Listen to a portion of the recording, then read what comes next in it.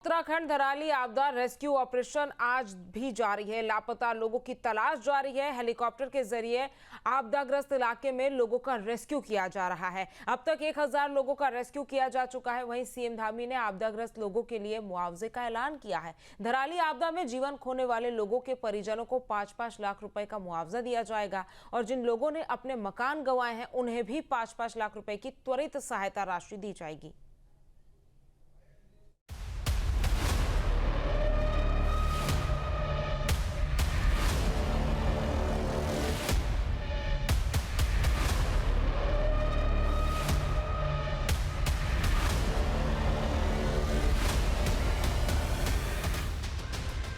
उत्तराखंड धराली आपदा rescue operation 5वें दिन भी जारी है। आज सरकार ने आपदा पीड़ितों के लिए सहायता राशि का ऐलान किया। धराली आपदा में जीवन खोने वाले लोगों के परिजनों को 5-5 लाख रुपए का मुआवजा दिया जाएगा।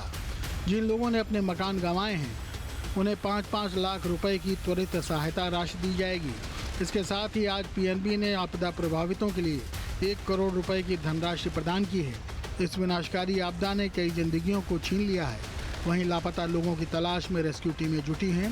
सेना और आईटीबीपी के साथ एनडीआरएफ, एसडीआरएफ और स्थानीय पुलिस रेस्क्यू काम में जुटा है। इतना ही नहीं, आईटीबीपी के 113 जवान पैदल मार्गों से प्रभावित क्षेत्रों में पहुंचकर राहत कार्य कर रहे हैं।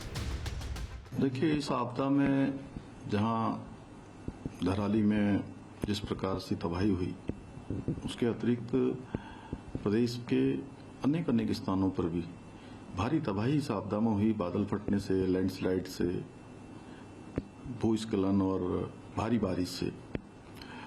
और पौड़ी जनपद के सैंजी और बांकुड़ा गांव ये भी पूरी तरह से आपदा से प्रभावित हुए। मैं स्वयं वहां गया था और सच में वहां भी सहायता की बहुत आवश्यकता है। वहां भी हम जिनके मकान इसमें आपदा में क्षतिग्रस्त हुए हैं उनको भी 5-5 लाख रुपए की तत्काल सहायता राशि देंगे।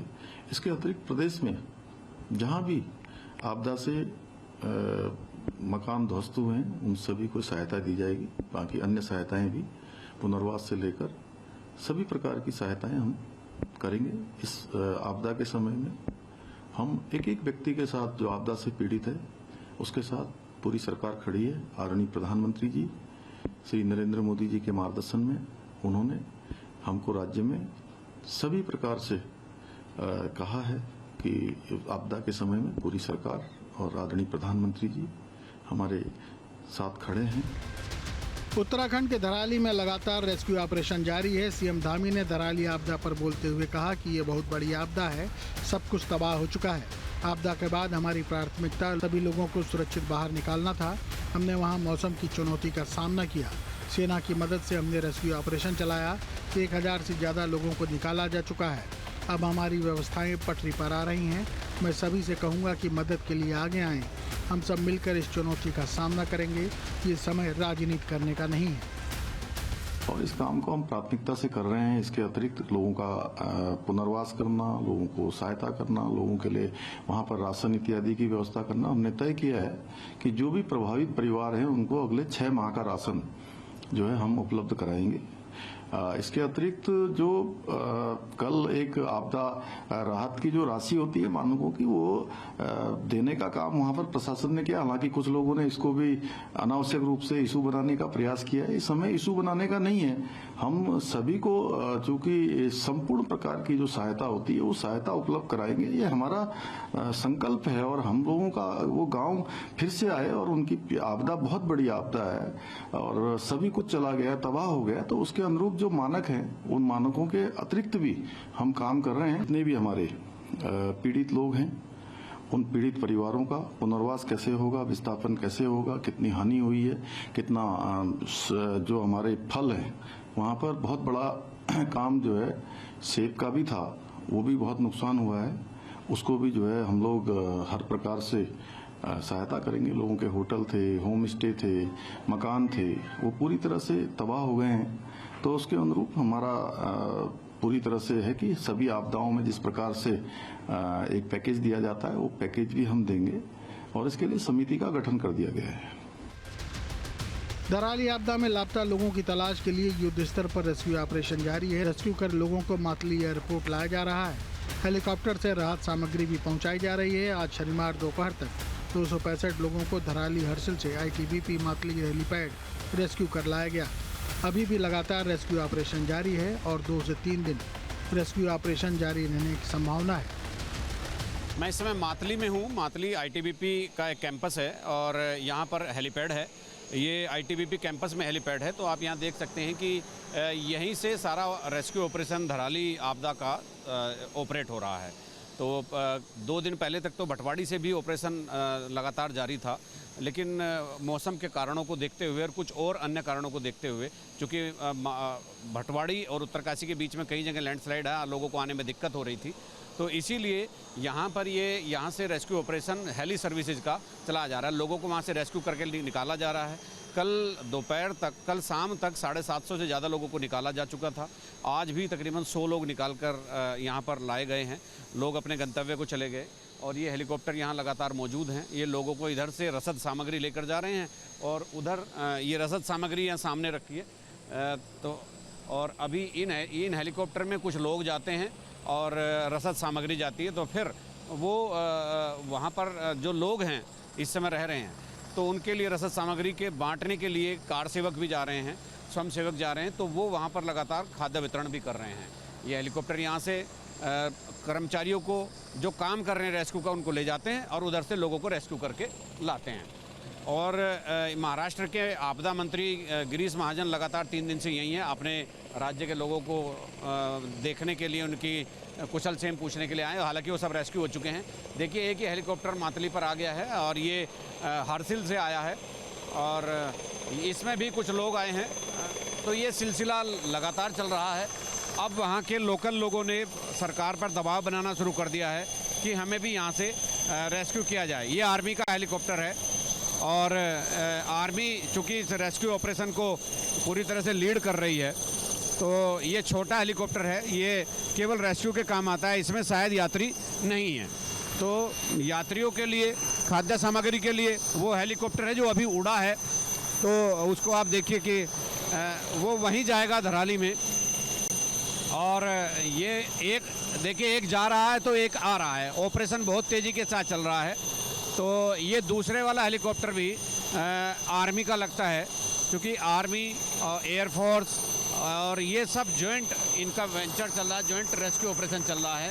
इसमें एनडीआरएफ, एसडीआरएफ सब शामिल हैं। लगातार मुख्यमंत्री इन सब चीज़ों की इनपुट भी ले रहे हैं। 3 दिन यहाँ पर रहने के बाद मुख्यमंत्री यहाँ से लौट गए हैं, लेकिन कमिश्नर गढ़वाल विनय शंकर पांडे लगातार यहीं बने हुए हैं। देखिए, 2 लोग यहाँ पर उतरे हैं और इसी तरह से रेस्क्यू ऑपरेशन चल रहा है और मुझे लगता है अभी इसके चलने की और भी उम्मीद है। 1-2 दिन ये रेस्क्यू ऑपरेशन और चलेगा। उत्तराखंड के उत्तरकाशी में भूस्खलन और बाढ़ में महाराष्ट्र के विभिन्न हिस्सों से 151 पर्यटक फंस गए हैं। इनमें से 120 पर्यटकों से संपर्क स्थापित हो चुका है, जबकि 31 पर्यटकों से संपर्क स्थापित नहीं है। इस बीच राज्य के आपदा प्रबंधन मंत्री गिरीश महाजन उत्तराखंड में डेरा डाले हुए हैं।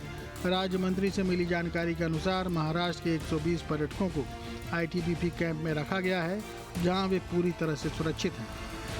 मैं यहाँ मातली हेलीपैड पर हूँ और महाराष्ट्र के आपदा प्रबंधन मंत्री मेरे साथ हैं। उनके भी कुछ लोग इधर यात्रा पर आए थे, तो उन्हीं के खैर खबर लेने और उनको रेस्क्यू करने, उनको किस तरह से मतलब एक कंफर्ट जोन में लाया जा सकता है, उसी के लिए यहाँ पर 3 दिन से कैंप कर रहे हैं। तो मंत्री जी, आप कब से यहाँ उत्तरकाशी में हैं और कितने लोग अपने यहाँ? मैं 3 दिन से लगातार यहाँ पर हूँ। हमारे पास जो सूची थी, जो गंगोत्री के पास में थे, घरौली के पास में थे, घराली के पास में, तो वैसे 200 लोगों के ऊपर लगभग पास में हमारे पास सूची आई थी, जिनका कांटेक्ट नहीं हो पा रहा था पहले दूसरे दिन। हाँ, तो इसलिए हमारे माननीय मुख्यमंत्री जी देवेंद्र जी फडणवीस, उन्होंने मुझे तुरंत यहाँ पर भेज दिया। मैं 3 दिन से यहीं पे लगातार बैठा हूँ, सबसे कांटेक्ट कर रहा हूँ, यहाँ से प्रशासन के संपर्क में हूँ और आज तक करीब 95% लोगों से हमारा कांटेक्ट हो गया है। करीब सभी से कांटेक्ट हो गया है और सभी सेफ़ है। बहुत सारे लोग हैं, 90% तो यहाँ से निकल चुके हैं, जिनको अपने चॉपर के माध्यम से, सेना के माध्यम से यहाँ पर देहरादून छोड़ा गया है। कुछ लोग हरिद्वार भी निकल गए हैं, सभी लोग सेफ़ है। धराली आपदा ने हर उस व्यक्ति पर गहरा असर छोड़ा है जो धराली या फिर आसपास के इलाकों में उस दिन वहां पर मौजूद था। सबसे ज्यादा बुरा असर धराली के लोगों पर हुआ है, जिन्होंने अपने सामने अपनों को इस त्रासदी से मरते हुए देखा। लोगों ने अपने कई मंजिला भवन को सामने टूटते देखा है। रोते भागते चिल्लाते लोगों के बीच जिन्होंने इस आपदा में अपनी जान गंवा दी, अब मात्र धराली आपदा में मौत के आंकड़े बनकर रह जाएंगे। अब क्या करेंगे सर? अब करना क्या है? एक तो ये है कि मेरा पूरा मकान चले गया बड़ी मुश्किल से।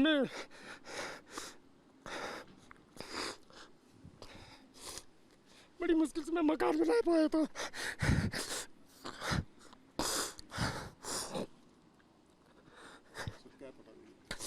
ये भी चला गया सर। मेरा बगीचा था वो भी नहीं है, और मेरे पास जमीन भी नहीं है कहीं की। जमीन कहीं नहीं है मेरे पास कि मैं कहीं दूसरी जगह मकान बना पाऊँ।